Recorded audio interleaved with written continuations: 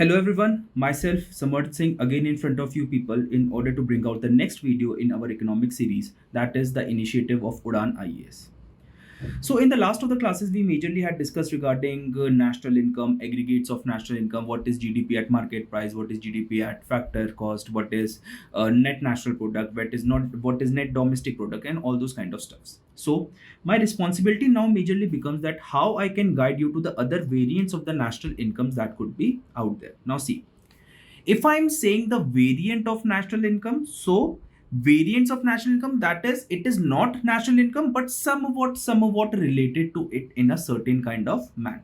And thus if it is a variant, what is this variant to be kya called as? This variant if I'm saying is called as your personal income. So the variant of the national income that we are going to discuss right now is going to be your क्या personal income. क्या है यार ये personal income, थोड़ा सा discuss करते हैं. अच्छा, when I was teaching you regarding the national income, at that time I majorly had told you, yes, I had given you certain kind of your national income का equation in which I have talked about, that is y is equal to c plus I plus g plus x minus m, c plus I plus g plus x minus m.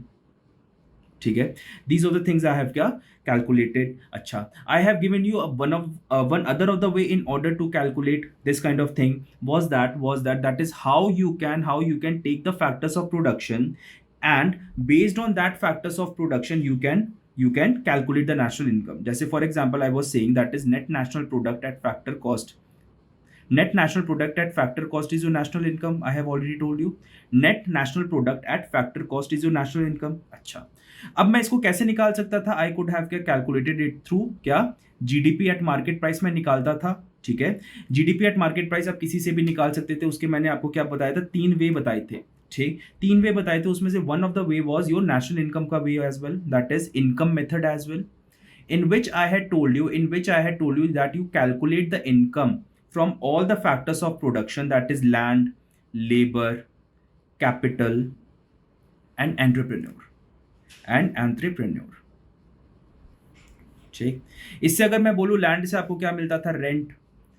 ठीक है, labour से what you had to get, wages. Capital से you must be getting interest, and entrepreneur से you should be क्या getting profit. ठीक है, these are the things I had discussed. ठीक, अच्छा, सो अब अगर मैं if I am differentiating my variant of national income, that is your personal income from national income, तो भैया what is the difference between personal income as well as national income is that number first of the factor that is coming out to be concept में क्या difference है देखो.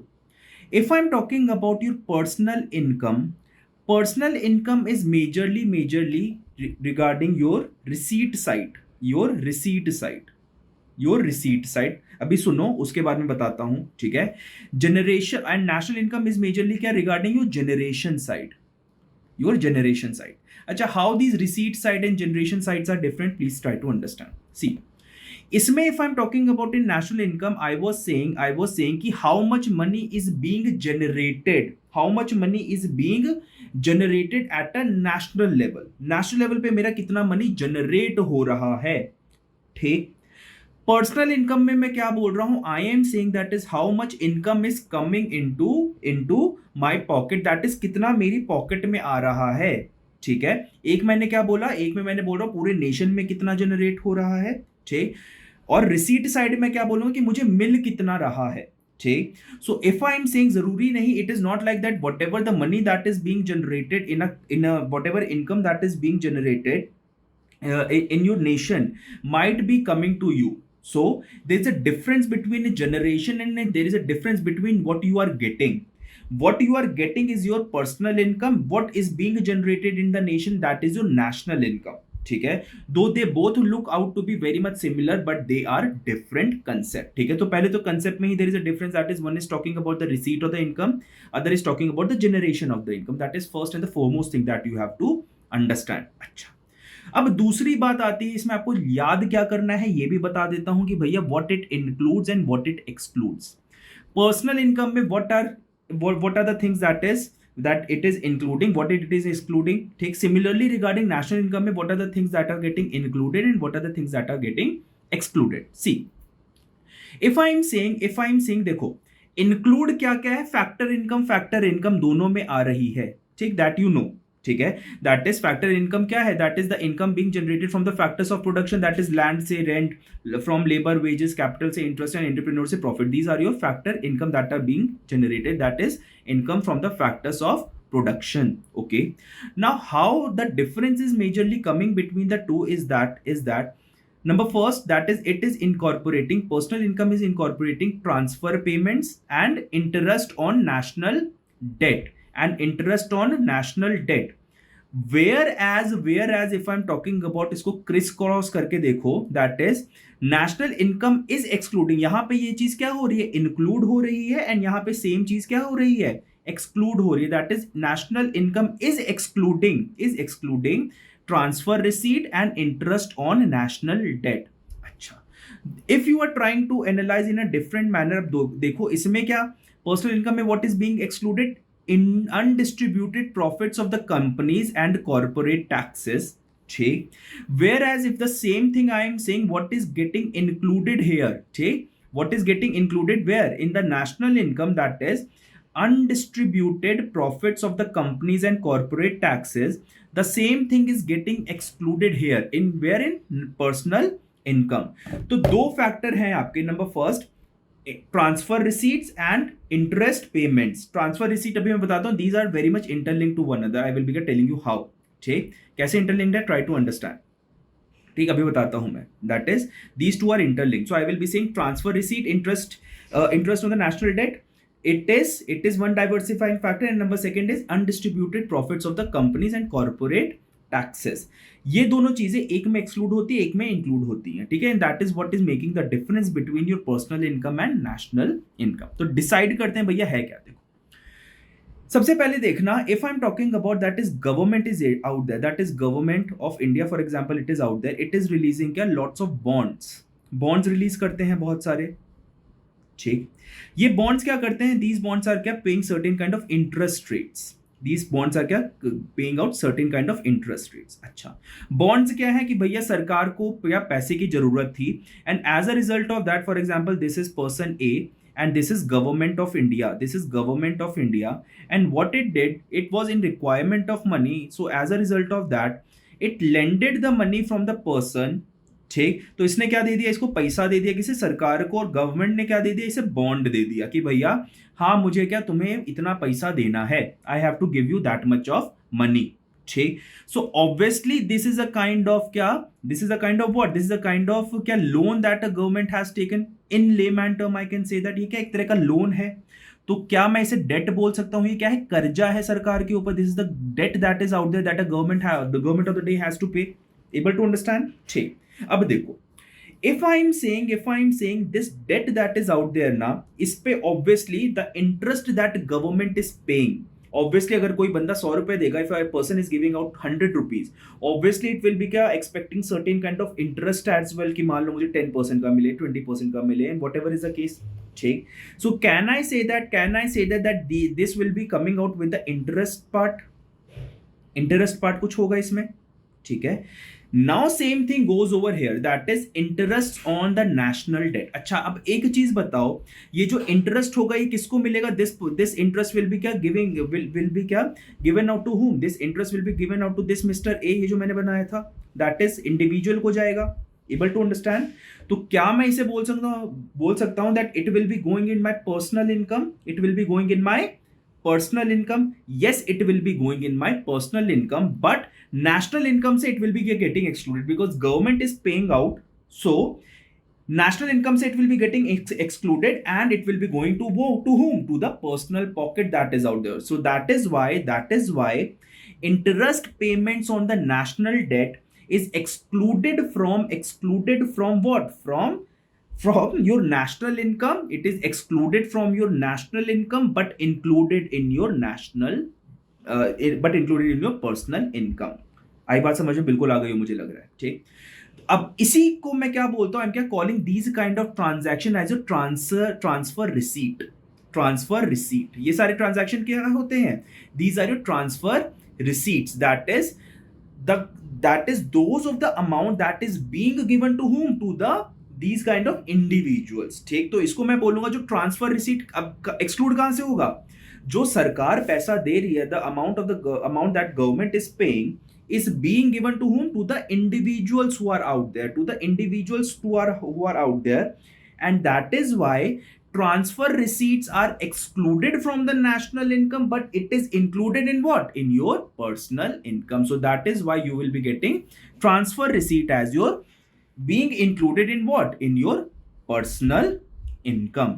ठीक, तो बिल्कुल समझ आ गया होगा, that is factor income is included in both, that is your personal income as well as your national income, but interests as well as transfer receipt, it is flowing from the government of the day to the individuals who are out there, and that is why it is excluded from the national income and it is included in the personal income, that you have to understand. ठीक, so it is a very nice concept. अच्छा, the next thing that is making out the difference between that is your personal income as well as your national income is that undistributed profits of the companies and the corporate taxes. Undistributed profits of the companies and the corporate taxes. Achha. If I am talking about this entire of the concept, so what I am saying that is, what are undistributed profits? देखो dividend आपके साथ क्या, every company is sharing.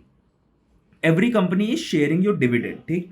But there is other of the amount that the company is not sharing with you. ठीक, and since the company is not sharing certain kind of amount with the individuals, it is not coming into your personal income. Sir क्या company ने वो वाला dividends तो share कर देते हैं, तो डिविडेंड्स की तो मैं बात ही नहीं कर रहा, लेकिन बहुत सारे ऐसे अमाउंट होते हैं that the company is not giving out to the individuals, to the share holders, and that is why those undistributed profits will be excluded from the individuals. Why? Because they are never getting it, but it will be included in the national income. वो national income में include होगा, but वो personal income में include नहीं होगा. So that is what they are saying, that is undistributed profits of the companies as well as taxes. ठीक है, क्योंकि टैक्स भी क्या इंडिविजुअल को नहीं मिलता, वो नेशन लेवल पे जाता है. ठीक है, so that is why I am excluding undistributed profits of the companies as well as the corporate taxes from personal income, but including that thing in your national income, that you have to understand. ठीक है, so I had discussed that is how your personal income and your national income are very much different from each other, mainly because of your transfer payments, ठीक है, transfer receipts, interest payments, ठीक, undistributed profits of the companies as well as your corporation taxes. ठीक, this of the concept I majorly had to discuss with you people. ठीक, अच्छा, थोड़े बहुत concept और हैं. ठीक है, आज की क्लास में मैं personal income and national income इतना ही डिस्कस करूंगा. ठीक, there are other kinds of concepts as well. For example क्या पर्सनल डिस्पोजेबल पर्सनल इनकम क्या होता है, what is disposable personal income, what is gross disposable personal income, है ना. These kind of concepts I will be dealing in the next of the class. ठीक है, अगली class में मैं इंक्लूड करूंगा. ठीक है, इसका मैं पार्ट ए पार्ट बी करके आपको क्या बताऊंगा. ठीक, आज की क्लास में मैंने आपको क्या बताया, that is what is the difference between personal income as well as your national income. ठीक, एक क्वेश्चन कर लेते हैं. ठीक है, यूपीएससी 2015 का क्वेश्चन है, that is it is saying, पुराने वाले कंसेप्ट पे बेस्ड है. क्या, with reference to the Indian economy consider the following statement. ठीक, the rate of growth of real GDP has steadily increased in the last decade. अच्छा, I have already told you what is real GDP. Real GDP was taking into account of inflation. Nominal GDP inflation का account नहीं करता था, लेकिन real GDP करता था. ये भी हो सकता है कि आपका नॉमिनल जीडीपी क्या हो, बढ़ रहा हो 60 साल, but because of the inflation को अगर मैं अकाउंट करता हूं, मान लो क्या 13% से आपका क्या नॉर्मल क्या मान लो 5% से आपका क्या नॉमिनल जीडीपी बढ़ रहा है. ठीक, अगर मैं बोल दूं कि इन्फ्लेशन कितने से बढ़ रहा था, 6% से इन्फ्लेशन बढ़ रहा था. ठीक, तो दो आपको लग रहा है कि आपका नॉमिनल जीडीपी इज 5% इंक्रीजिंग. ठीक है, बट रियल जीडीपी क्या हो जाएगा, रियल जीडीपी जो हो जाएगा वो हो जाएगा दैट इज 5 - 6, दैट इज -1% से आपका क्या जीडीपी घट रहा है. ठीक, this is the concept between what, that is nominal GDP and real GDP. 5 - 6 से आपका एक्चुअल जीडीपी घट रहा है. ठीक है, so the question is majorly saying that is question is saying